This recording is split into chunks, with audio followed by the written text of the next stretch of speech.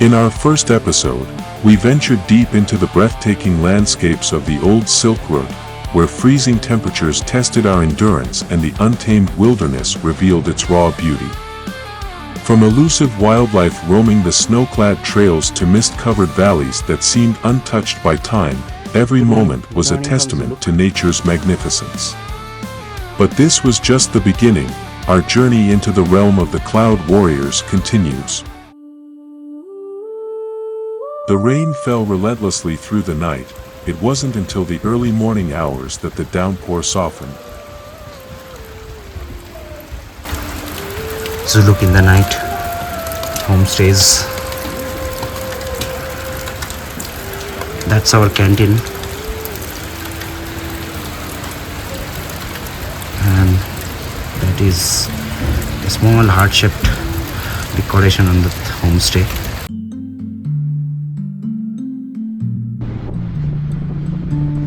The morning of February 22nd arrived with a sense of excitement and adventure. It wasn't just any anniversary, it was our 9th, a milestone we had long awaited, and we had planned to celebrate it in the grandest way possible. A few zigzags along the winding road led us to a hair-crested drongo, perched delicately among a cluster of flowers. The drongo, undeterred by the cold, fluttered gracefully from one bloom to another. We stood there in quiet admiration, realizing how nature, in its simplest moments, could leave us spellbound.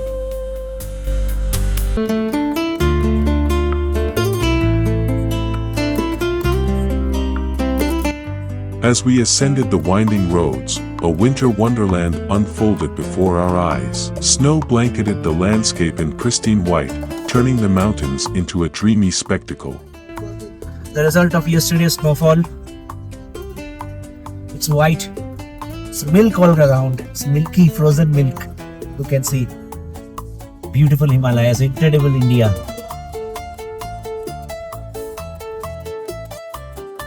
This is not Manali, this is not Ladakh, this is not Kashmir, this is our beloved Sikkim.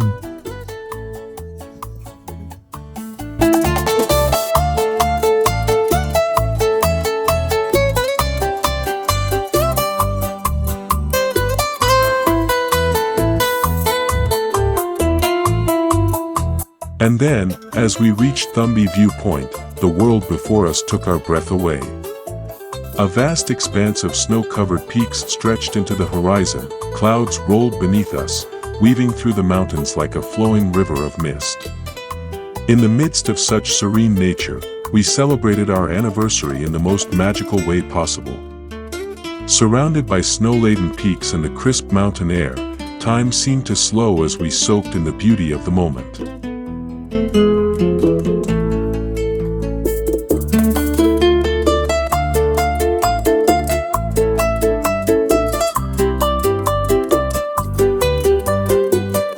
The weather forecast hinted at heavier snowfall approaching, a reminder that the mountains, in all their glory, could be both breathtaking and unforgiving.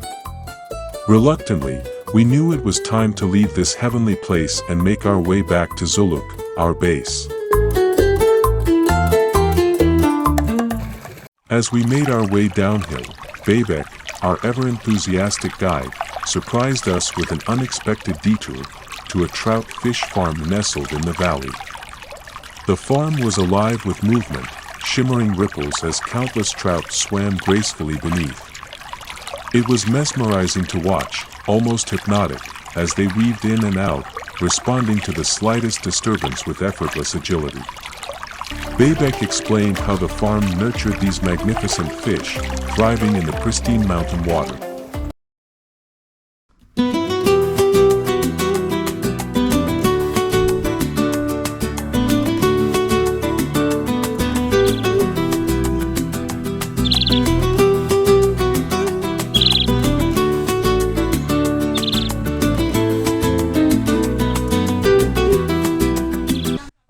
On the way, we saw the Himalayan monal, but I couldn't click. I would put the blame on myself.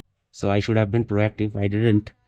And another car came and the monal just went off in the bushes, didn't come out. As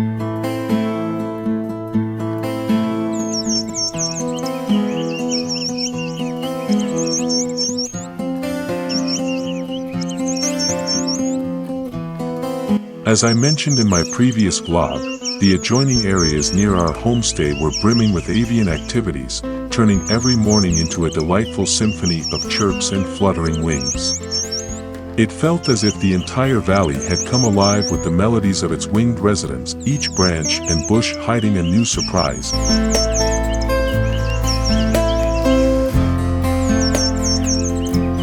Our first greeter of the day was the charming white-browed fulvetta.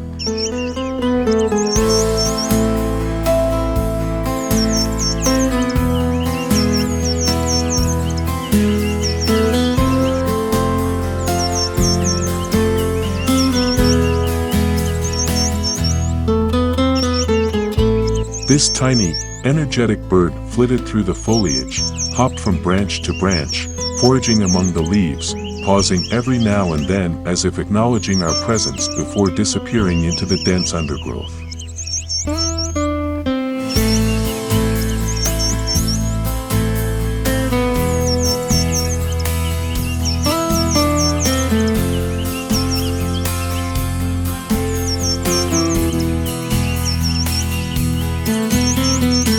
This bird measures about 10.5 to 12 centimeters in length and weighing 9 to 13 grams.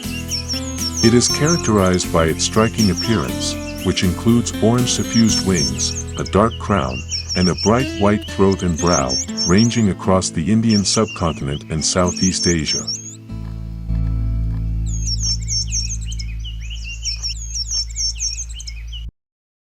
As the afternoon sun mellowed, the jungle around my stay transformed into a lively theater of avian activity. The stillness of the midday lull gave way to an explosion of movement and sound. Birds that had remained elusive through the morning now flitted freely. I was now greeted by a relatively shy female rosefinch, foraging cautiously on the food leftover. She observed me with quiet curiosity. Her brief visit, however, seemed to set the stage for what followed.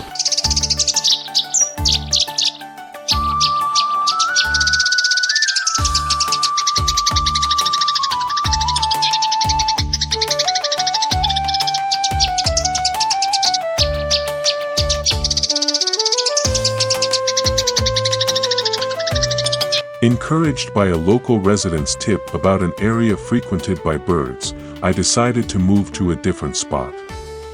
It proved to be a rewarding decision. As I settled in, the surroundings seemed to hum with hidden activity, and within moments, the place came alive with a flurry of wings and calls.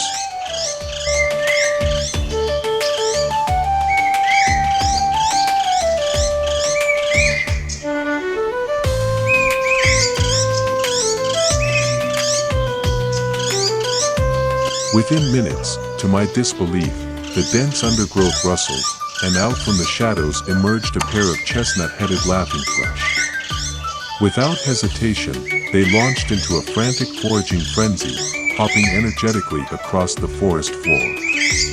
For a brief moment, I stood frozen, mesmerized by their effortless dance of survival. It was a rare privilege to witness these shy yet social birds so up close. Known scientifically as Tracholopteron erythrocephalum, is a charming bird exhibiting a distinctive chestnut crown, lending it its common name. It graces the landscapes of several Asian countries. Observing the behavior of this species can be quite delightful, as it's known for its sociable nature. The vocalizations of these birds can be heard echoing through its natural habitat, adding to the auditory richness of the environment. As the evening deepened, clouds began to gather, rolling in like silent specters across the vast expanse. The first hesitant raindrops kissed the earth, sending a musky petrichor into the air. Light was fading fast, draping the landscape in a soft, melancholic glow. A few rose finches lingered for a moment, casting me a final, knowing glance. Tomorrow would bring another attempt, another chance to embrace the wilderness in the first light of dawn. Our departure was set for 10 a.m.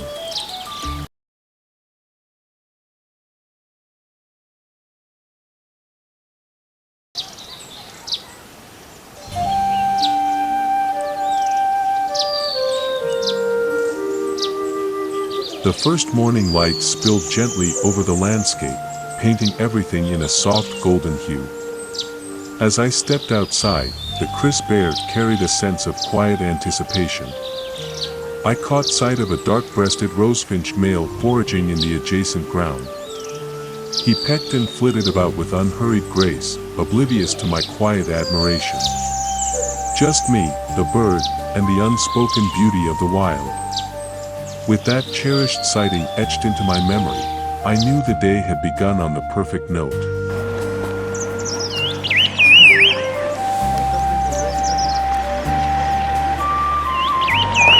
The air was alive with a symphony of melodious chirps, a chorus so alluring that it pulled me toward its source. I followed the sound, my curiosity guiding me to an unexpected place, a dumping yard, sprawled just opposite the spot where I had captured the dark-breasted rosefinch. A flock of vibrant, crow-sized birds had gathered in a frenzy. They hopped, fluttered, and swooped, pecking eagerly at the discarded remnants. For a moment, I simply stood and watched, marveling at nature's resilience.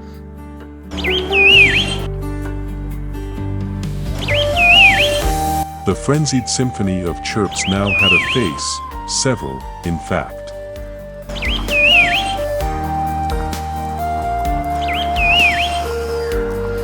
They were black-faced laughing thrushes, a rare and elusive species.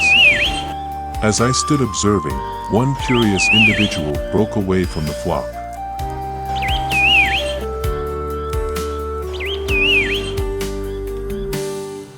With measured steps, it emerged from the tangled chaos of the dumping yard and fixed its keen gaze upon me, as if sizing up this silent spectator.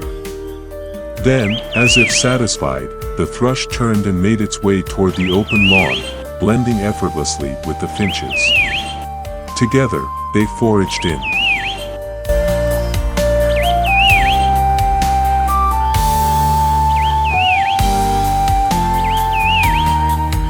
So that painful moment has come. It is time to leave Sikkim, the abode of cloud warriors. We stayed here in this beautiful area, and today it's bright and sunny. The day we are leaving Sikkim is bright and sunny, and also came to know like Baba Mandir and Nathula Pass have been made open to tourists from today. Previously it was closed due to incessant snowfall, but we leave this place with a heavy heart. What a great trip it has been. 3 full days of absolute fun and love and wildlife, whatever I could get in this short span, but it was absolutely mesmerizing. Thank you for staying with us. We will meet again soon in another vlog very soon. Take care. Bye. As we began our descent, winding through the mist-laden slopes, little did we know that nature had one final, spectacular gift in store for us. The journey had already been filled with unforgettable moments, yet what awaited us ahead would etch itself as the crowning glory of our adventure.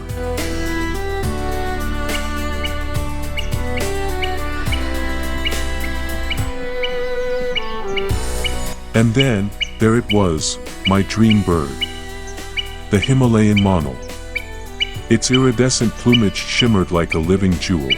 My heart swelled, my breath caught in my throat, and before I could stop them, warm tears traced their way down my cheeks. This moment, this blessing, this dream turned into reality. We were just blessed with the sighting of Himalayan monal, the state bird of Sikkim.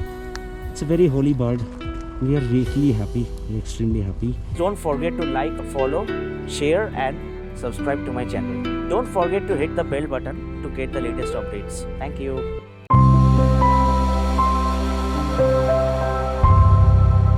Don't forget to subscribe.